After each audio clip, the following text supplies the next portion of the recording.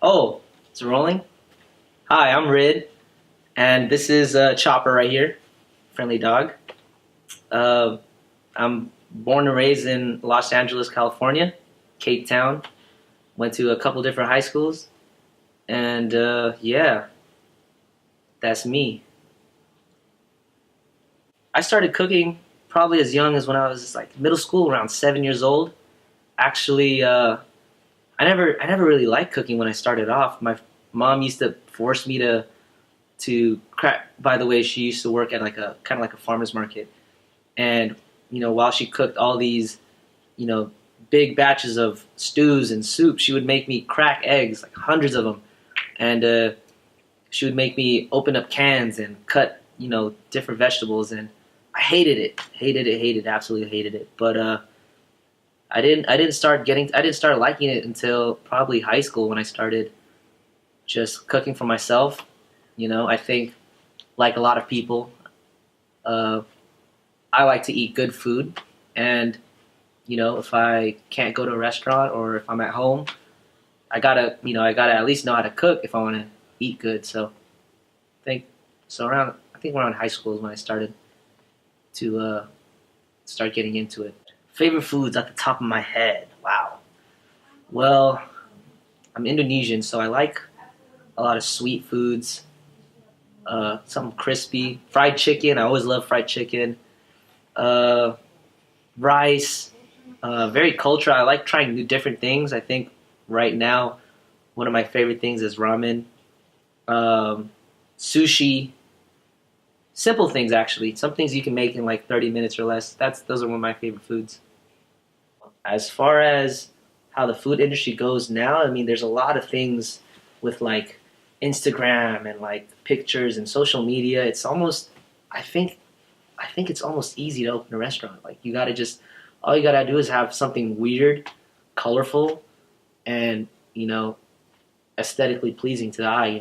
If it's picture worthy and you can put it on Instagram and it looks dope, no one's ever seen it. I think it'll buzz like that. So as far as a restaurant, I'd love to have a restaurant. I actually have a couple ideas on what kind of restaurant I'd have. I think the trend now in America at least will because there's not a lot of there's not a lot of American foods. Like you can't really think of an American food like a traditional American food where you don't have to go out and buy it. Like burgers, you kind of have to go out and buy. Um, Fries, you kind of have to go buy it at the store, fry it yourself. Yeah, but there's nothing really at home you can make that I know of. Meatloaf, but not a lot of people know how to make meatloaf. But the restaurant that I would create would be kind of like a trend, like a fusion type. I'd like to bring my own culture. So I'm from Indonesia, or my parents are from Indonesia, so I'd like to bring an Indonesian style cuisine and make it more appealing to Americans and actually have the dishes be easy to make so that it's something that they can make at home and be part of American tradition and culture. I did go to some training. I mean, when I first worked at, I feel like when you step in the kitchen, everything's training kind of thing. Because especially when you're first starting, you don't really get to start or in my experience, you don't get to start on the grill. You don't get to start, on the line is what they say, the line. But I started with cutting vegetables, cutting eggs, onions. Onions were the worst, because it makes you cry and it makes you like get all types of feelings.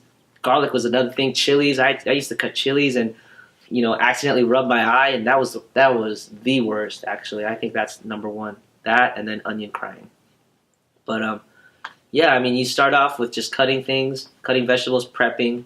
Prepping is one of the most important part, I guess, in cooking because it usually takes the most time, right? It usually takes about 30 minutes to prep, and then about 10 minutes to actually cook. Put everything together, heat it up, and I think that's the biggest misconception, I guess, with cooking at home. A lot of kids out there, a lot of people out there. Um, it's not that they don't know how to cook. It's more like they don't know how to prep. They don't know how to cut vegetables without hurting themselves, or maybe they just don't have a good knife. Sometimes that's what it is. And because everything's easy once you cut everything up, and once you have everything ready, set, you just gotta put it all together. Sauce here, there, salt. You know, toss it a couple of times, and that's cooking. I've had well, if you count working with my mom, I've had three experiences working um, in the food industry. The first would be with my mom at the farmers market. I would, help sell, obviously help cook in the back. The second place I worked at a small burger joint, like a little family burger joint. It's probably around here.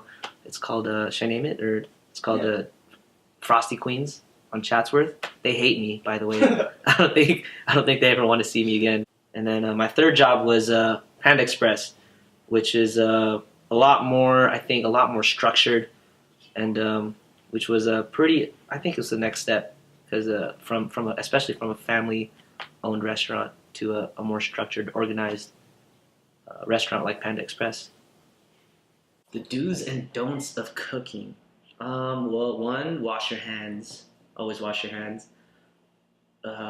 Two is always be prepared. When you're making a dish, always have everything set out and ready to go. Couple things you need to do is watch the heat. You want to make sure that you're not burning anything because that can lead to a fire, or it could just lead to a overcooked dish. And you don't like that. The customer doesn't like that. No one likes that. Is this? I actually have to go. The restaurant's opening in about 2 hours, so um, is it okay if I? You have one more question? No questions? All right. Yeah, just